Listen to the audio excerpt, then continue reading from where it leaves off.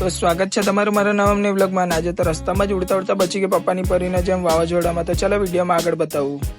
तो चलिए शुरू करते हैं. Good morning, Har Har Mahadev. આજે તો સવારમાં 6:30 વાગે નાઈને થઈ ગયા રેડી ને નાઈને પછી નીકળી ગયેલો તો બારડોલી જવા માટે. વાતાવરણનું કઈ નક્કી નહીં મળે એટલે રેનકોટ પહેરી લીધેલો હતો અને પછી રસ્તામાંથી ભરેલી છે પેટ્રોલ, કેમ કે આજે ગાડીમાં પેટ્રોલ પણ નહીં હતું. એટલે પછી પેટ્રોલ પર નીકળી ગયા જવા માટે. ને અત્યારે તો ટ્રક વાળાને ઓવરટેક કરવું એટલે વાઘના મોઢામાં હાથ લાખવું. ને પછી વાઘના મોઢામાં હાથ લખીને આવી ગયા આપણે બારડોલી ને બારડોલી આવી ગયા પછી ભાઈબાની કેફે પર. ને પછી કેફે પર કાઢી દીધો રેનકોટ ને તૈયાર થઈ ગયા ને પછી નીકળી ગયા કોલેજ ને કોલેજ આવી ગયા ને પછી નીકળી ગયા અમે લોકો એક્ઝામ આપવા જવા માટે. ને પછી આવી ગયા ક્લાસ પર ને ક્લાસ પર આવીને અંદરનું વાતાવરણ તો જોયું કેટલું મસ્ત લાગતું છે. ને પછી એક્ઝામ આપીને આવી ગયા અમે લોકો એમ્પાયર પર કોલ્ડ કોફી પીવા માટે. ને પછી કોલ્ડ કોફી પીને નીકળી ગયા અમે ઘરે જવા માટે. ને પછી આજે તો વાતાવરણ એટલું બધું બદલાયા કરતું હતું કે ટાકલ પહોંચી ગયો એટલે પાછો વરસાદ ચાલુ થઈ ગયો હતો ઝીણો ઝીણો આવવા માટે. ને પછી આગળ આવી ગયા એટલે વરસાદ બંધ થઈ ગયો હતો પણ વાવાઝોડું તો એટલું બધું આવતું છે કે પાપાની પર ઇન્જમ ઉડતા ઉડતા બચી ગયો. ને પછી ઘરે આવીને ભાઈબંધ લોકો સાથે નીકળી ગયા બ્લોગ એડિટ કરવા માટે, કેમ કે ઘરે નેટવર્ક નહીં આવતું હતું. ને પછી બ્લોગ એડિટ કરીને નીકળી ગયા ઘરે જવા માટે. આજે તો 4 જણ બેસીને આવેલા હતા, જેમ કે મારી ગાડી તો ટેમ્પો જ છે. તો ચાલો મળીએ નવા બ્લોગમાં.